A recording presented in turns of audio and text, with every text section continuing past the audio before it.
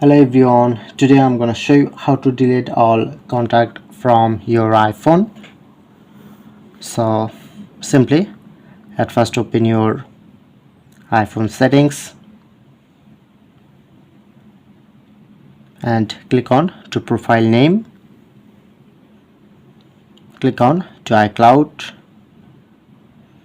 and then showing it to save to iCloud, just click on to see all option and find here to contact, so make sure to turn off and then showing you to three options, just select delete from my iPhone, just press on to delete and the second go back to your main settings page and scroll down, click on to apps, scroll down and you just find here to contact apps, just select and select Gmail, just turn off this option contact and click on delete from my iPhone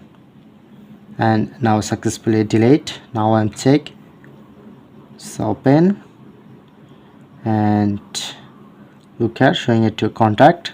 so look here not showing it to any contact because delete all contact, or if you want to get back so just enable two option again, then get back your all contact. So that's it.